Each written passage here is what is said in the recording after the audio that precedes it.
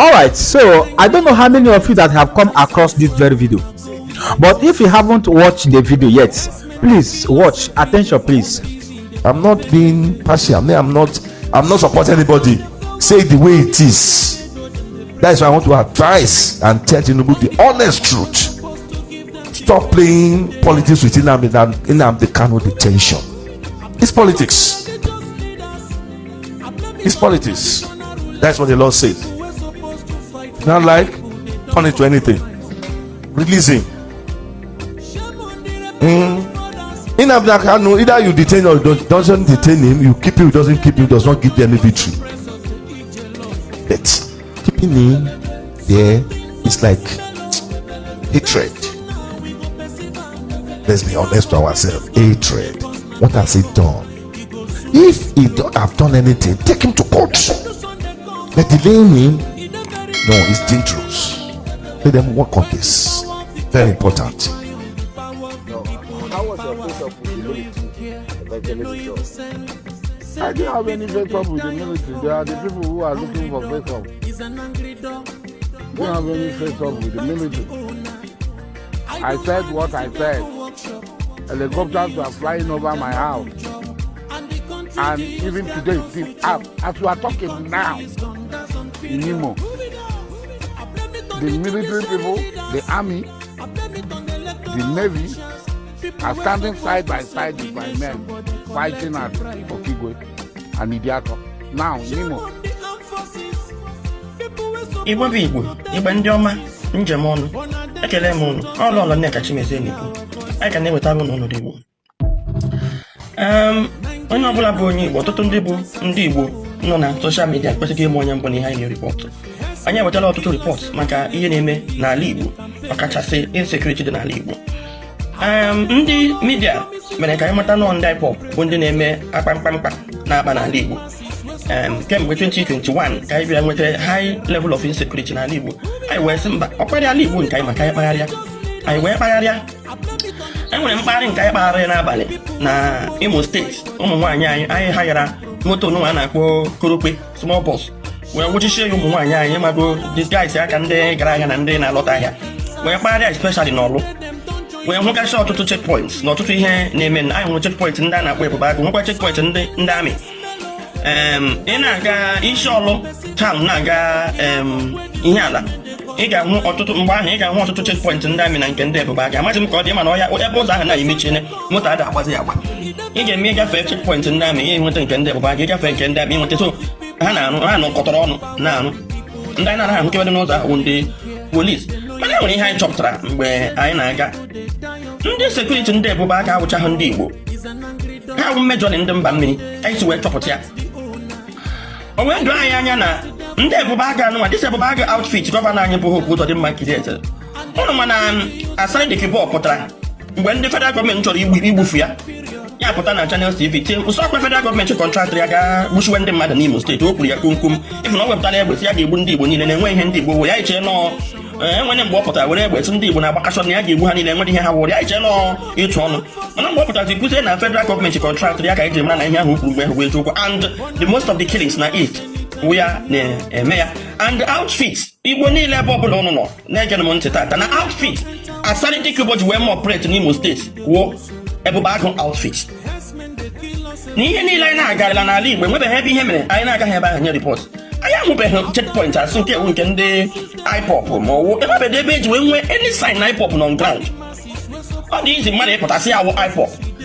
IPOB ekwuole na enwe ha ndị otu ha jiri mewe ụdị ihe ha ma ogbuwe mmadụ na ha chọrọ inweta nwere onwe ha agbaghị egbe atụrụ uchu. Ndị Igbo anyị ege ha ntị.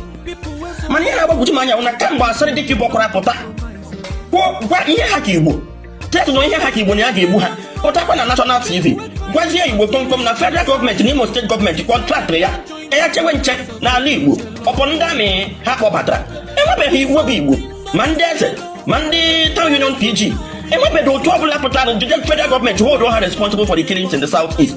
Ọjọọ eze ihe kpatara eji wee kpọbata onye ama na ọgwụ ekperima ịbịa onwe ihe a ga-eji create an outfit enweghị ike iwechiri. Anyị nwebụ already ndị Imo steeti nwere serious good vigilante na-maintain security ya. Ndị Ebube Agụ anụnwa wụ ndị ji disarm all vigilantes jụọnụ ndị eze obodo ọbụla a ga-ajọ ndị eze ha enwere mgbe abịa anachiri ha egbe ndị vigilante.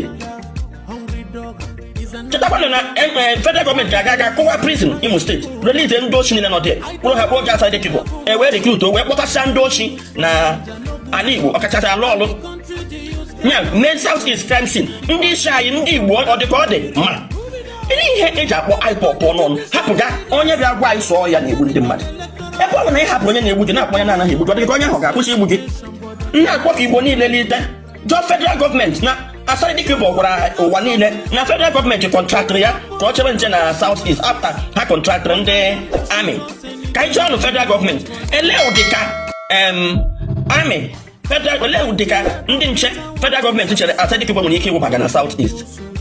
Kedu ihe kpatara na federal gọọmenti emeghe na ndị amị emeghe asarị dịka Igbo arrest over this grievous allegation o mere against them. Igbo bụ Igbo, Igbo Women Assembly na-agụ Igbo so onye ọbụla pụtara ha na ọzọ sign nọ ndị IPOB na-egbuche ndị mmadụ n'ala Igbo anyị ejide aka ya dị na ndị ebube agụ asarị dịka Igbo create two outfit one wụ ebube agụ secondly wụ ụmụọma mgbe ha batara n'ala Igbo hụ na IPOB adịghị dị ha na ha ịgbaka egbe federal gọọmenti ewere ji aka ha create an IPOB ha na ha ga na-agbaka egbe ndị ha na-akpọ ụmụọma so ọ bụ ndị ahụ bụ ndị na-eme ha dị ige ndị ahụ ga-agbuo mmadụ ha chịkwa n'azụ ga mewe ya ụtọ anyị arrest ụnụ ọhụrụ oche esi were ndị na-achị anyị achị gwakpo anyị achọrọ m ka Igbo niile jụọ Hope Uzodimma gọvanọ of Imo State ihe o jiri South East were mee ihe o ji South East were mee ihe o ji Imo State were mee were na-asụ n'ụka unu lite na jụọ gwa federal gọọmenti na enwere onye pụta na Naijiria and gwakwa ndị polisi nke ọnwụ na ha anụghị ya na enwere pụta na Naijiria kwuo sị na onye nwa na akpamkpamkpa na-eme n'ala Igbo na anyị chọrọ ka eme ya arrest gwakwanụ federal gọọmenti ka ha release anyị Nnamdi Kanu n'aka ya dị ọcha na-agwakwa ụmụ Igbo na enwere otu a na-achọ imekwa kịta a na-akpọ ndị forest guide ndị federal gọọmenti amara na ya achọpụtala onye ha ji arụ ọrụ asị dịka Igbo na ndị amị then ha achọzi ime forest guide ahụ gwakwana ndị National Assembly anyị na ndị gọvanọ anyị na enwekwe forest guide ọbụla nke a na-eme obodo ọbụla mee ndị be ha employ si emekwela eme post ụra anyị ndị Hausa ma ọ bụ ndị Yoruba n'ebe a ndị Hausa mee ndị be ha employ ya chewe ha ndị Yoruba mee ndị be ha employ ya chewe ha na ndị a ga-eme employ awụrụ sọsọ ndị Igbo mana a ga-eme employ the indigenous of village ọbụla ị na-esend ndị mmadụ ka anyị mara nke na-arịa ya arịa ndị ewu. Biafra had a military industrial complex. They had no money. They were fighting Nigeria at the time from 67 to 1970. They made their bombs, they made their propelled grenade, they had their tanks, they had, what's that again? Ogunike. Now, they had all of that. When the war ended, this was dismantled. I was a kid, I went to the Vice President of Nigeria, Vice Admiral. I said, why did you disband the military industrial complex of Biafra? We could have been integrated into Nigeria, and by now we could have had a nuclear bomb. And he said to me, the reason was they felt Biafra would rise again. And so as a child, I went to Uli Airstrip.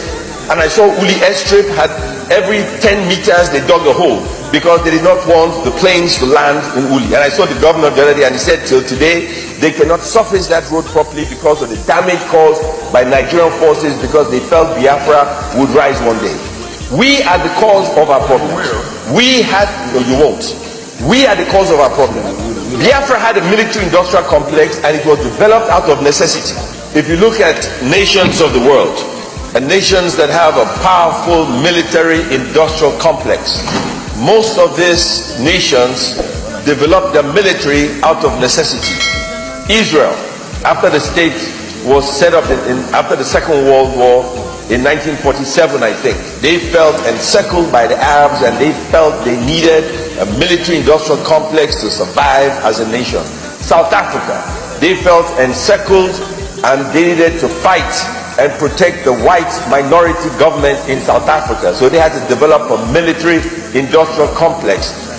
Rich people like us who enjoy buying weapons abroad do not feel the need to spend money on research and development on a military.